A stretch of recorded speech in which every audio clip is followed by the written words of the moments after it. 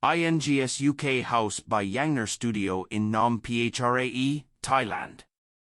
Deep within the entrance to Obkhan National Park lies a compact wooden platform house.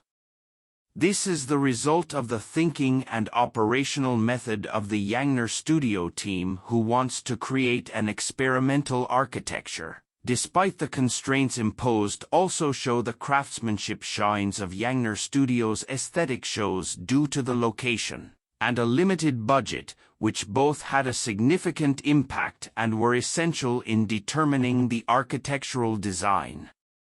The wooden structure is elevated on a compacted soil-lifted ground, borrowing the design language of Ka-Nham, a temporary shelter for gardeners in southern Thailand. The interior space can be used as a residence, and the area around the house can be used for other activities. The building comprises an elongated terrace, serving as a connecting element between various sections. The stairs on both sides facilitate movement, while the height of the terrace provides seating arrangements. The terrace links the kitchen, bathroom, and two separate rooms, ensuring privacy through the inclusion of staircases. Additionally, an elevated den is incorporated to serve as a versatile space in front of the main room, distinct from the secondary room.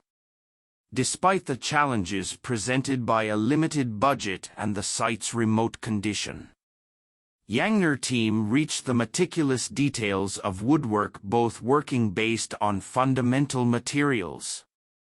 Their expertise is evident in the construction techniques of old woodwork. They avoid chemical coating to preserve the wood's natural essence and use readily available main building materials sourced from local stores.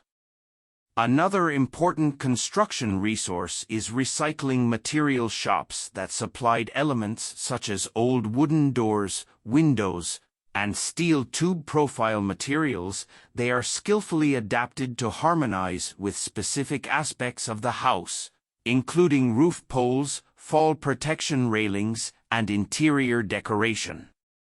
Antique market finds are thoughtfully arranged for decorative purposes and practical use. Notably, the team has ingeniously repurposed old wooden pillars from vernacular houses in the Vietnam zone to adapt to the front stair, seamlessly integrating them with the site's stone steps.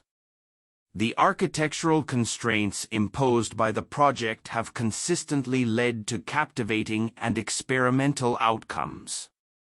While an unrestricted building may be the aspiration of many architects, certain teams thrive on limitations, harnessing them to unlock their creative potential. The Bon ING-SUK building poses a simple question: what kind of architecture can we create within the confines of budgetary and locational constraints, coupled with resource utilization within the building's vicinity? The team firmly believes that in the future, greater attention will be directed towards and inquiries made into the inventive utilization of available resources by professional architects.